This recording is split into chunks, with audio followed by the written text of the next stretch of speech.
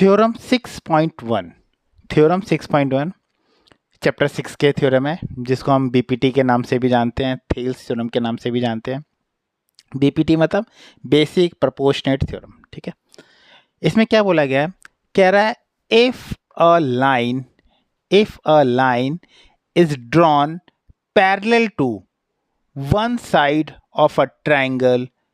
कह रहा है किसी एक ट्रायंगल में लाइन इज ड्रॉन, एक लाइन हम खींचते हैं पैरेलल टू वन साइड, किसी एक साइड के पैरेलल एक हम लाइन खींचते हैं। ठीक है, हमने मान लिया इस साइड के पैरेलल हमने एक लाइन खींची है, ठीक है, of a triangle to intersect the other two sides.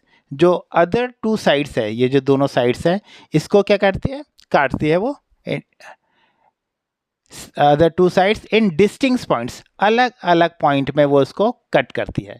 जो अदर टू साइड्स है उसको अलग अलग पॉइंट पे इंटरसेक्ट कर रही है। ठीक है, कह रहा था अदर टू साइड्स, ये जो दो अदर टू साइड्स है आर डिवाइडेड, वो डिवाइड हो जाते हैं in the same ratio. Same ratio मतलब दिस अपॉन दिस और दिस अपॉन दिस में वो डिवाइड हो जाते हैं। सेम रेशियो यानी दिस अपॉन दिस इक्वल है दिस अपॉन दिस, वो सेम रेशियो में डिवाइड हो जाते हैं। ये हमें थ्योरम करनी है। इसको हम बीपीटी के नाम से भी जानते हैं, थेल्स थ्योरम के नाम से भी जानते हैं। और ये याद रखना कि ये स्टेटमेंट तुम्हें याद करनी है। कई बार क्या आ जाता है, बीपीटी थ्योरम लिखो विद स्टेटमेंट, तो तुम्हें ये स्टेटमेंट लिखनी पड़ेगी पूरी, तो ये याद होनी चाहिए पूरी स्टेटमेंट। ठीक है, हमें गिवन है, क्या गिवन है, यहाँ से स्टार्ट करना हमें। गिवन है हमें पास a triangle A B C, एक triangle A B C given है, इन विच जिसके अंदर हमें क्या दे रखा है, ए बी नहीं डी ई, जिसके अंदर डी ई पैरेलल है बी सी, जिसमें क्या है डी ई पैरेलल है बी सी, ये हमें दे रखा है। ठीक है, हमें प्रूफ क्या करना है, टू प्रूव, हमें प्रूफ करना है कि A D upon D B, A D upon B D लिख लो या डी बी लिख लो, बात एक ही है, B D, A B upon B D और ए ई अपॉन ई सी। अच्छा, आप इसको अगर ई सी लिखते हैं तो इसको डी बी लिखो, ज़्यादा अच्छा लगेगा। A B upon D B बराबर है ए ई अपॉन ई सी, ए ई अपॉन ई सी, ये ज़्यादा अच्छा लगेगा। ठीक है, A D upon D B बराबर है ए ई अपॉन ई सी, ये हमें प्रूफ करना है। अब हमें कंस्ट्रक्शन करना पड़ेगा, क्या कंस्ट्रक्शन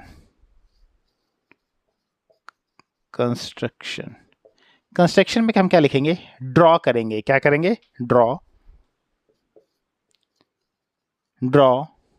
हम ड्रॉ करेंगे। यहाँ पे एक लाइन परपेंडिकुलर खींच देते हैं, यहाँ पे हम लोग कर देते हैं ड्रॉ ई एन, हम कर देते हैं E N, draw E N perpendicular to A D के ऊपर हमने क्या करा, ये परपेंडिकुलर खींच दिया, ई एन हमने परपेंडिकुलर खींच दिया किसके ऊपर, ए डी पी। एक और हमने क्या करा, यहाँ से डी एम भी खींच दो, यहाँ से कर दो क्या, डी एम, इसके आगे भी लिख सकते हैं, यहाँ पे चलो यहाँ पे कुछ और लिख दूंगा, यहाँ पे लिख दो डी एम परपेंडिकुलर टू ए ई। ठीक है, हमने क्या डी एम परपेंडिकुलर करा ए ई पे, और क्या करा हमने, अब हम ज्वाइन भी कर लेंगे। किसको ज्वाइन कर लेंगे, ज्वाइन बी ई, ये हमारा बी ई और डी सी, बी ई और डी सी को ज्वाइन कर लिया, किसको, B E and D C, C D लिखो डी सी लिखो, बात एक ही है, सी डी लिखो डी सी लिखो, एक ही बात है। ठीक है, हमने ये सब कर लिया। बस इतना करने के बाद बहुत सिंपल है, ये बहुत सिंपल है, इसको ज़्यादा नहीं करना, बहुत सिंपल है हमारे पास। देखो हमें क्या करना है, हमें एक ये वाला ट्रायंगल लेना है, मैं अभी आपको ट्रायंगल बता देता हूँ। ये वाला ट्रायंगल का एरिया लेना है, जो मैंने आपको ब्लैक वाला करा ना, ये इस वाले ट्रायंगल का एरिया, इसको एक बार डार्क कर देता हूँ, ये रहा ब्लैक वाला, ये वाले ट्रायंगल का एरिया लेना है, और इसके नीचे क्या लेना है, इस वाले ट्रायंगल का एरिया अपॉन में ये रेड वाला ट्रायंगल का दिख रहा है, ये वाला, ये वाला, ये रेड वाला, ये रेड वाला, ये वाला एरिया। आपको क्या लिखना है, ये वाला ट्रायंगल का एरिया अपॉन में ये वाला ट्रायंगल का एरिया, और दूसरी बार क्या लेना है आपको, ये वाला ट्रायंगल का एरिया और ये ग्रीन वाला ट्रायंगल का एरिया। ये ग्रीन वाला दिख रहा है आपको, ये ग्रीन कलर का कर देता हूँ, ये रुको, ये रहा, ये है ग्रीन वाला ट्रायंगल का एरिया।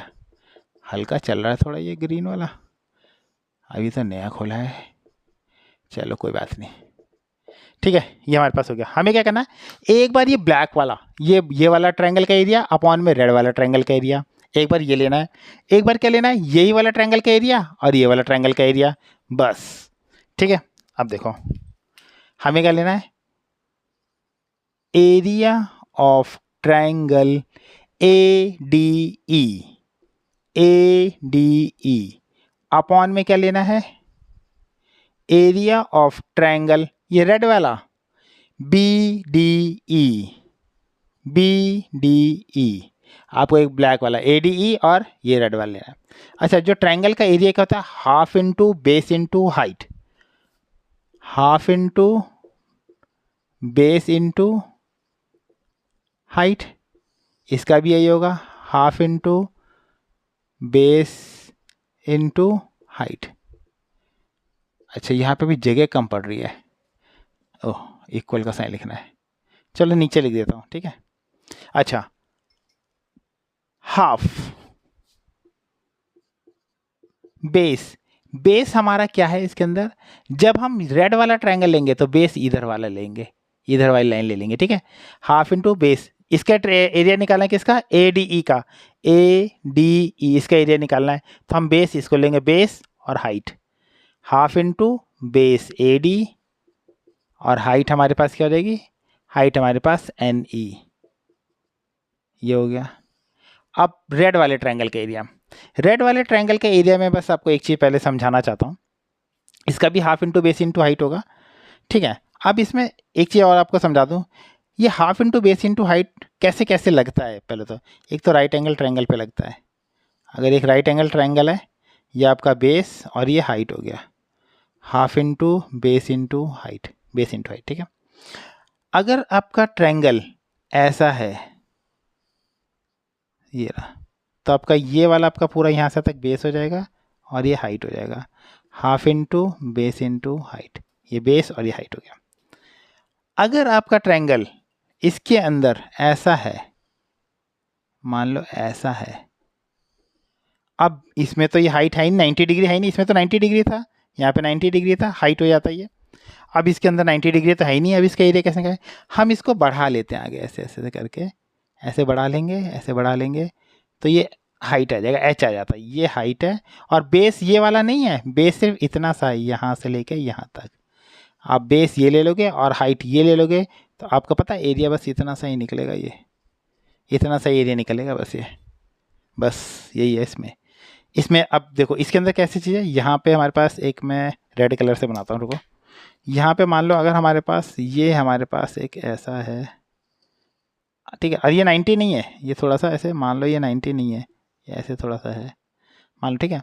अब मुझे अगर इसका वो निकालना है क्या, एरिया, तो मैं इसको देखो क्या करूँगा, मैं इसको पहले 90 डिग्री बनाऊँगा, इसको आगे बढ़ाता हूँ, ऐसे ऐसे बढ़ा दिया आगे, और यहाँ पे इसको 90 डिग्री खींच दिया यहाँ पे, तो हाफ जो मैं बेस लूँगा तो यही बेस होगा मेरे पास, ये वाला, ये जो काला वाला है ना, ये जो मैंने करा ये वाला, ये बेस, और हाइट होगी मेरे पास ये वाली हाइट, तो एरिया मेरे पास ये वाला निकलेगा, आप समझ रहे हो, बेस और हाइट मेरे को ये लेनी पड़ेगी, तब मेरे पास ये इसका एरिया निकलेगा।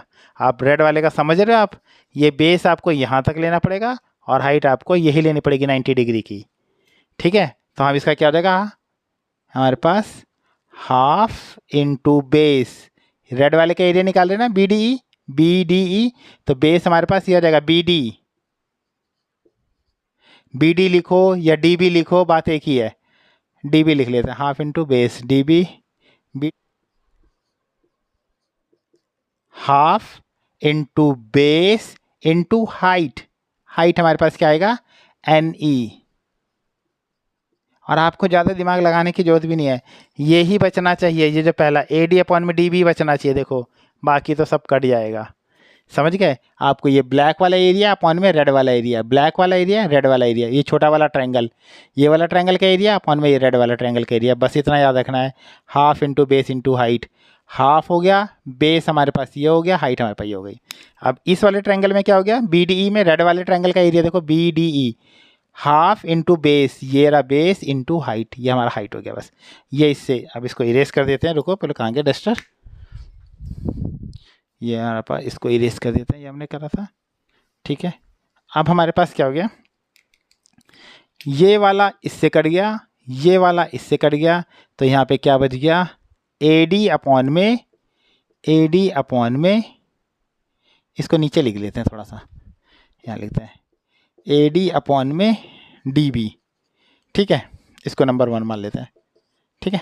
ये मैं एक ही लाइन में लिखता हूँ, स्पेस थोड़ा कम पड़ जा रहा है, बड़ा बड़ा ना लिखूँ तो दिखाई नहीं देता कई बारी।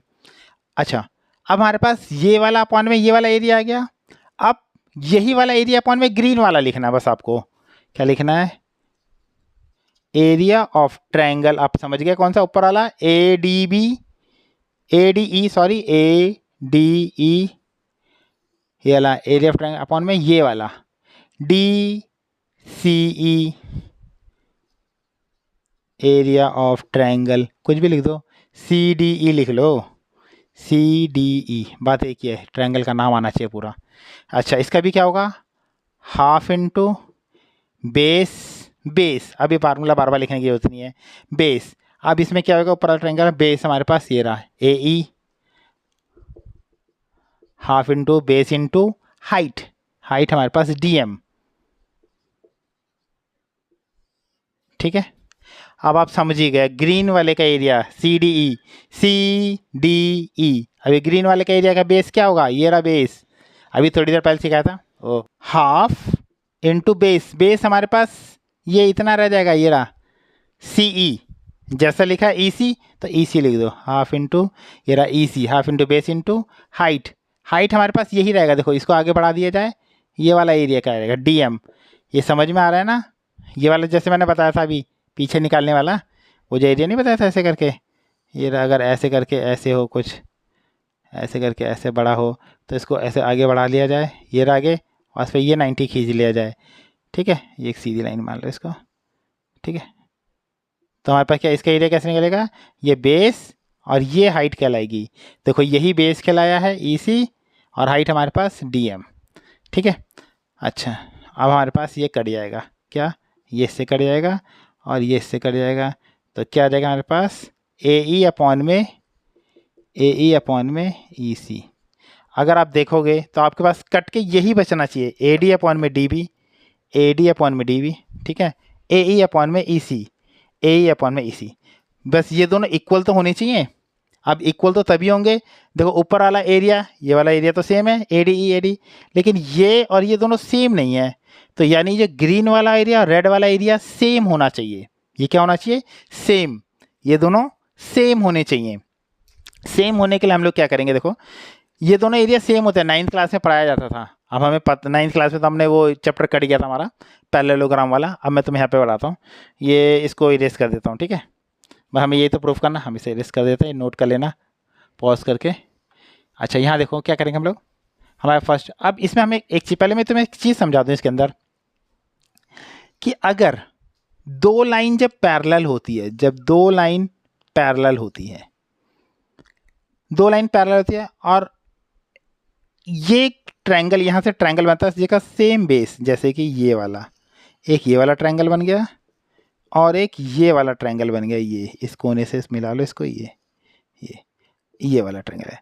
अगर इनका सेम बेस, एक ही बेस हो, देखो इस ट्रायंगल का एक ही बेस है, ये वाला इसके ऊपर टिका ना, यहाँ पे सेम बेस, ये रहा बेस, ये बेस है, सेम बेस, ट्रायंगल का same base between the same parallel line के बीच में ना, मतलब ये इसके पैरेलल है, ये नहीं कि कोई दूसरी पैरेलल लाइन हो, मतलब दो लाइन पैरेलल नहीं है, same base between the same parallel line, एक ही पैरेलल लाइन के बीच में अगर ये दो ट्रायंगल ऐसे बनते हैं तो एरिया क्या होता है, दोनों का इक्वल होता है। हमें बस याद रखो सेम बेस, एक ही बेस होना चाहिए, same base between the same parallel line, तो एरिया इक्वल होता है। बस यही लाइन लिखनी है आपको। क्या, सबसे पहले हम किस ट्रायंगल की बात कर रहे हैं? In triangle B D E, ये जो लिखा है इस ट्रायंगल की बात कर रहे हैं, बी डी ई, इस वाले ट्रायंगल। एंड और कौन से ट्रायंगल की बात कर रहे हैं? सी डी ई, रेड वाले और ग्रीन वाले की बात कर रहे हैं। सी डी ई, कौन सा ट्रायंगल? रेड वाला ट्रायंगल और ग्रीन वाला ट्रायंगल, इसके अंदर मैंने इसलिए अलग कलर कर दिया। अब हम लिखेंगे दोनों क्या है, एरिया सेम है। कैसे प्रूफ करेंगे दोनों एरिया सेम है? बहुत सिंपल है, हम लिखेंगे सेम बेस कौन सा है? D, same base D, and